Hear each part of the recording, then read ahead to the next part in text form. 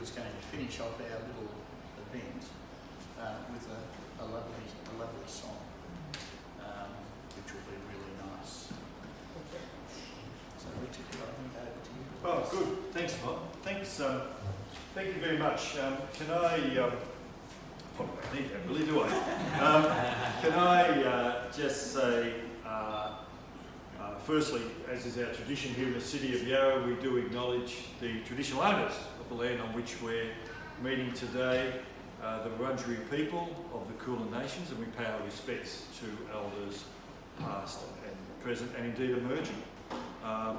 It's, I think, been a long time that Ron and I have travelled paths together, back from his both of our early days dealing with issues around planning, land release, and in an organisation that was then called the Urban Land Authority. And Ron was very instrumental in framing up how government ought to be dealing with land development and the importance of ensuring that we do have affordable land for people who are seeking to enter into home ownership. So it's been a wonderful journey, Ron, and I'm delighted to be with you today. Very good to see you. Thank you. Luke Creasy is with me. Luke is, of course, our candidate for the federal seat of Melbourne. Luke has got his own story, which is a refugee story as well, of his parents who fled.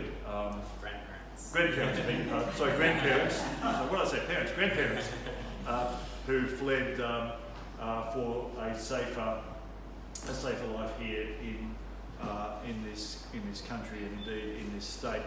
But today is really about celebrating both Fitzroy Learning Network and, of course, the wonderful synergy with this very important book because they come together.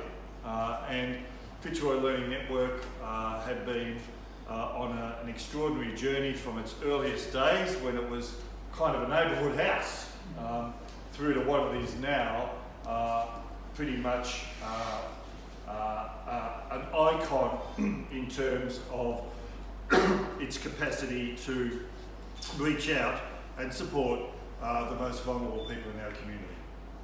People who have been fleeing violence, people who have been seeking refuge, people who are looking for the welcoming hand, the arms that always will reach out and embrace you here at the Fitzroy Learning Network is something quite exceptional. I've said this many times before, but every time I come to the Fitzroy Learning Network, I go away a better person for having been in any shape or form a part of that conversation.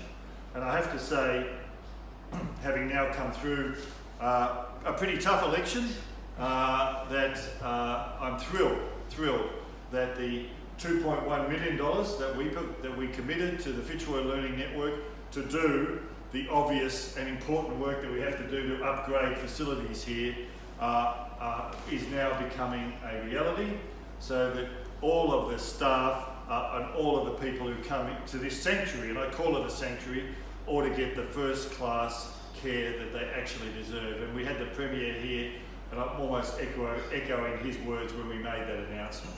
So I think that is fantastic. And we'll get on with that work soon. But today is about this pretty extraordinary book. It's about a book that's called Refugee Stories. And if you look at the back cover of the book, it actually speaks to what this is about. Refugee Stories is about the experience and the hopes and aspirations of refugees who've made Australia home. It's also about those in our society who've tried to make them welcome. These are powerful stories in here. They're powerful stories of people who have left their homes in the most terrifying of circumstances. People who have fled torture, people who have fled almost inconceivable violence, seeking a better way, seeking a new opportunity. And can I say, they're very sobering stories as well, because they remind us all as people who are in elected office or are seeking elected office of just how important it is that we stand together with our migrant community, with our refugee community, and indeed with beautiful organisations like Fitzroy Learning Network.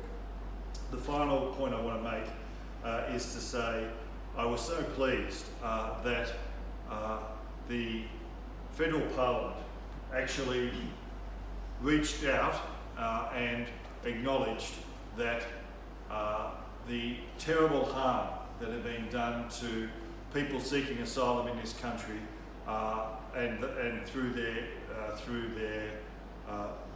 deprivations, that's the only way you can put it, deprivations that occurred that ensured that people were locked up in terrible circumstances with no decent medical care, that could be resolved.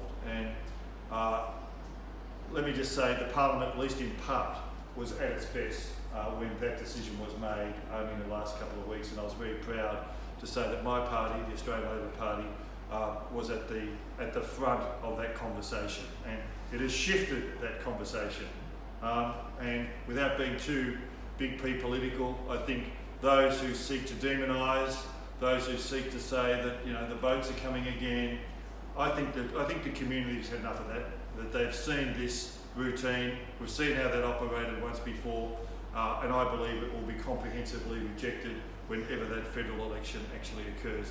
So to AIMS, thank you very much. You do marvellous work in my community, but indeed right across the state, indeed across the country. And we honour you today for the work that you have done in supporting us in bringing this important book forward, and I'm delighted to have the opportunity to launch it today. Thank you so much.